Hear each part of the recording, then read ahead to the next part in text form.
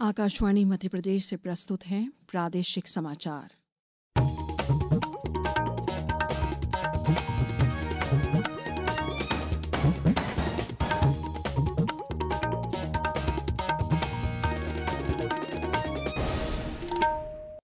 नमस्कार, समाचारों के साथ मैं शेख महजबी अल्मास।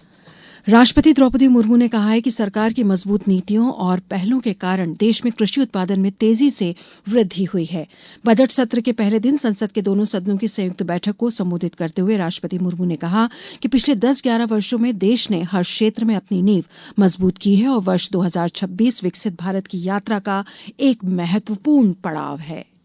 आज देश के युवा, किसान, श्रमिक और उद्यमी विकसित भारत के निर्माण में अपनी भूमिका का लगातार विस्तार कर रहे हैं। बीते वर्ष के उत्साहवर्धक आंकड़े इसका प्रमाण है। पिछले वर्ष में भारत ने रिकॉर्ड 350 मिलियन टन से ज्यादा खाद्यान्नों का उत्पन्न हुआ है। 150 मिलियन टन उत्पादन के साथ भारत दुनिया का सबसे बड़ा चावल उत्पादन देश बन गया है। हमारा देश विश्व का दूसरे सबसे बड़ा मछली उत्पादन देश भी बना है। ये ब्लू इकोनॉमी में देश की सफलता को दिखाता है। राष्ट्रपति ने अपने संबोधन में भारत और यूरोपीय संघ के बीच हुए मुक्त व्यापार समझौते को भी ऐतिहासिक बताया। अभी यूरोपियन यूनियन के साथ फ्री ट्रेड एग्रीमेंट पर जो सहमति हुई है, मैं सभी देशवासियों को इसके लिए बहुत बहुत बधाई देती हूँ। ये ऐतिहासिक कदम भारत में मैन्युफैक्चरिंग सेक्टर और सर्विस सेक्टर के गति देगा। भारत के युवाओं के लिए रोजगार के अनेक नए अवसर बनाएगा। महाराष्ट्र के उप मुख्यमंत्री अजीत पवार का आज एक विमान हादसे में निधन हो गया है। यह हादसा उस समय हुआ जब विमान रनवे पर उतरने का प्रयास कर रहा था। राष्ट्रपति द्रौपदी मुर्मू और प्रधानमंत्री नरेंद्र मोदी ने उनके असामयिक निधन पर गहरा शोक व्यक्त किया है।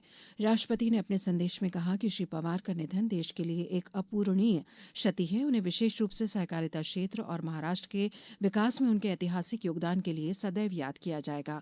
प्रधानमंत्री मोदी ने उन्हें एक सच्चा जननेता और कर्मठ व्यक्तित्व बताते हुए कहा कि उन्होंने गरीबों और वंचितों के सशक्तिकरण के लिए अपना जीवन समर्पित कर दिया। मुख्यमंत्री डॉक्टर मोहन यादव ने उनके परिवार और समर्थकों के प्रति अपनी गहरी संवेदनाएं व्यक्त की हैं। अत्यंत कष्ट की इस बेला में मैं मेरे व्यक्तिगत रूप से भी अजीत पवार जी को जानता था। मेरे अच्छे मित्र थे। पवार परिवार के एक अच्छे उदीयमान नेता का दुखद अवसान अत्यंत कष्टकारी है। मैं बाबा महाकाल से कामना करता हूं उनको मोक्ष प्रदान करे और दुख की इस घड़ी में मध्य प्रदेश सरकार उनके साथ है, उनके परिवार के साथ है। सरकार ने आश्वासन दिया है कि विश्वविद्यालय अनुदान आयोग यूजीसी के नए दिशा निर्देश शिक्षा परिसरों में जाति आधारित भेदभाव को दूर करने के लिए हैं और उनका दुरुपयोग नहीं किया जाएगा। शिक्षा मंत्री धर्मेंद्र प्रधान ने कल संवाददाताओं से बातचीत करते हुए कहा कि यह केंद्र, राज्य सरकार और यूजीसी की जिम्मेदारी है कि भेदभाव के नाम पर कानून का दुरुपयोग न हो। उन्होंने कहा कि यह मामला सर्वोच्च न्यायालय की निगरानी में है और सभी कार्रवाई संविधान के दायरे में ही की जाएगी। प्रदेश में मौसम के अचानक बदले मिजाज ने प्रदेश भर में ठिठुरन बढ़ा दी है। बीती रात राजधानी भोपाल, इंदौर, ग्वालियर सहित 20 से अधिक जिलों में गरज चमक के साथ बारिश दर्ज की गई। उज्जैन और सागर संभाग के कई हिस्सों में ओलावृष्टि से फसलों के नुकसान की आशंका जताई जा रही है।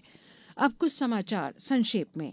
केंद्रीय संस्कृत विश्वविद्यालय भोपाल परिसर में 29 और 30 जनवरी को प्रदेश और छत्तीसगढ़ के छात्र छात्राओं का राज्य स्तरीय शास्त्रीय स्पर्धाओं का आयोजन किया जा रहा है। शिवपुरी जिले के बदरवास में आज युवाओं को सुरक्षा सैनिक के पदों पर भर्ती कैंप आयोजित किया जा रहा है।